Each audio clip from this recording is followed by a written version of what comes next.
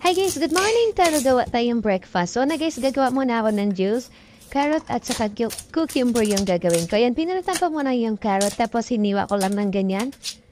Yung cucumber, hindi ko na siya binaratan, hiniwa ko na lang. At nag-ready na ako dito guys ng maliit na ginger. Ayan, ganun. So now it's ready to make.